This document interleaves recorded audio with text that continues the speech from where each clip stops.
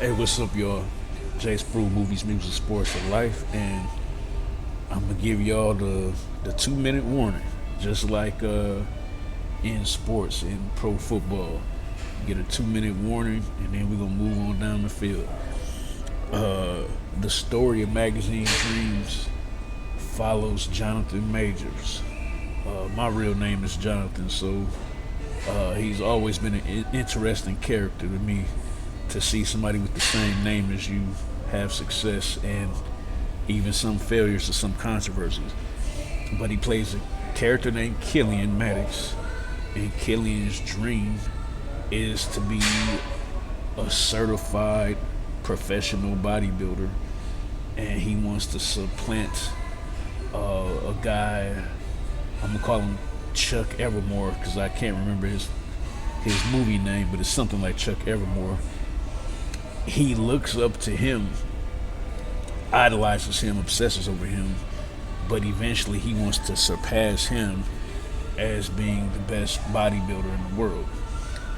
Along with that, he has a lot of challenges in the sense that it doesn't seem like he has any family except his grandfather, who he calls Papa, who he takes care of. Um, he has a job as a grocery store clerk, but you're not sure how much money that's really pulling in to be able to help him and his grandfather. And he also has a tremendous uphill battle against social anxiety and what I think may be autism. And that's pretty much the non spoiler kind of thing in a nutshell. Now, we've reached the 2 minute mark, and now it's time to get into it. I don't just think that Killian has autism. I know for a fact, at least the characteristics and the things that he did in this movie. Um, these are the type of kids that I teach. I've taught at the elementary school, middle school, and now high school level. But I've also, in Atlanta, Georgia, worked with adults with autism all across the spectrum. And Asperger's is um, those diagnosed with Asperger's, you really wouldn't, in a lot of cases, be able to tell that they have autism because they can have a conversation, they can joke, they can be charming.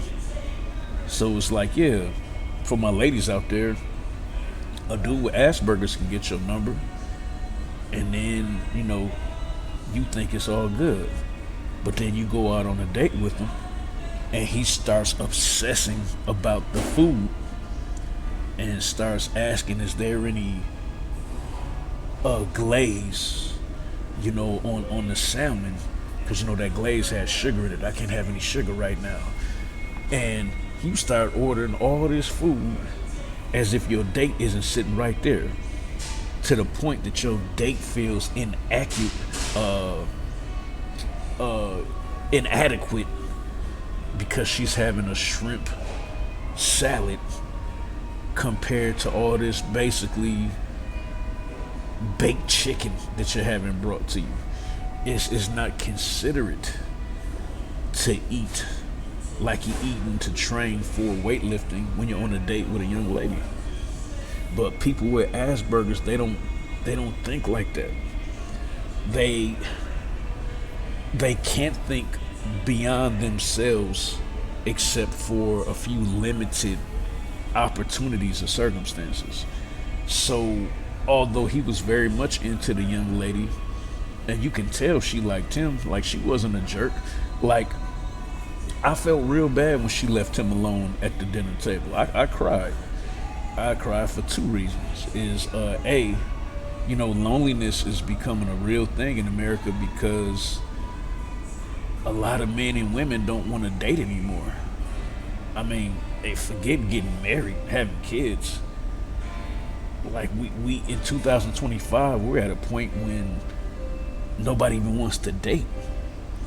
And if nobody's making the effort to date, that's gonna leave a lot of lonely adults, and I felt that I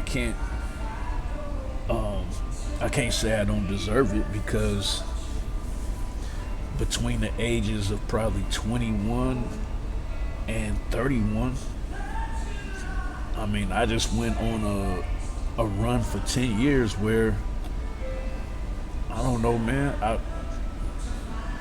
I probably went out on dates in that 10-year period easily over 100 women, and I thought nothing of it.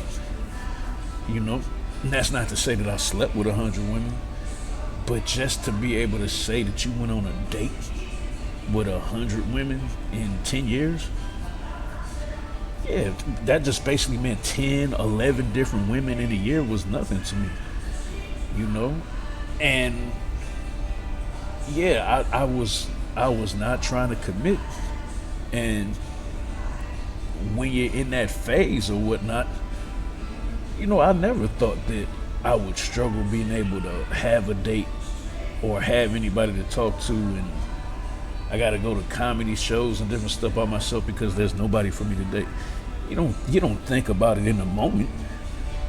So because of that, you know, yeah, I shed a tear a little bit because loneliness is not fun. But I think the bigger reason why I cried is because I know that he just doesn't understand.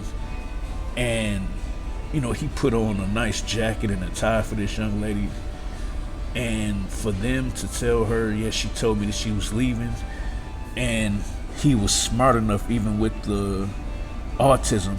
Oh yeah, she did mention that. Thanks for reminding me. I forgot that she mentioned that to me before she left. And I'm pretty sure that they knew that he was lying, but I felt it was an honorable way for him to try to save face. And then he just has all that food there, and they say, do you want us to take the food away? He said, no, bring me some more food. Because that was his way of purging or trying to max the pain of not being able to have any friends. I mean, even his grandpa, it doesn't even seem like him and his grandpa had much conversation. How can he learn to interact with people if he's never having conversations with anybody? You know what I mean? I also think it's real unfortunate. Chuck Everworld or whatever, the bodybuilder who he idolized, he takes advantage of him and has sex with him and then dumps him. So let me tell you this. A person with autism that's chasing something, in this particular case chasing someone, it's like that old tale about the dog chasing the car. If the dog catches the car, what is he going to do with it? He has no idea, but something in his nature says, I need to get as close to this bumper on this car as possible. You and I, adults who don't have autism, we know that pursuing another person that obsessively, the only two things that can happen is you kill that person or you have sex with that person. But I don't think Killian really thought that out. It's like you obsess over this man, you write him all the time, you start calling him. Once you finally meet him and he says, oh, look at my abs, you want to touch my abs? Yeah. So now a person with autism doesn't know what's going to happen next. And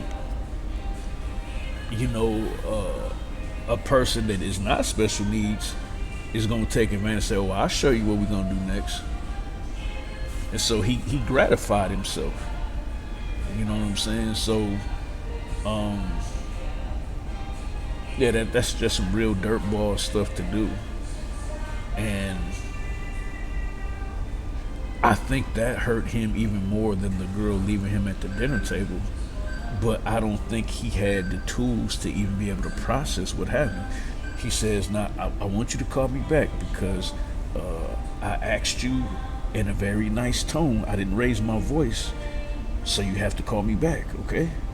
Like in his mind, he thinks because he's being nice and he's not yelling that that makes things equitable, and the real world doesn't work like that, unfortunately. And for the many people that think that it's a bad movie, all I can say is that based on my experiences, I think it's a great movie. But I wouldn't expect most of you guys to think like me because you haven't spent 10 years working with the autism population. If you had more exposure to those individuals, I think you would probably come more to my side. Just phenomenal acting job. And I also say, I mean, it could have been a lot worse. As dark as it was, he could have killed those people in the club. He could have jumped off that freeway and splattered himself into oncoming traffic. He could have killed that guy in the apartment when he made him pose. But he didn't do any of that.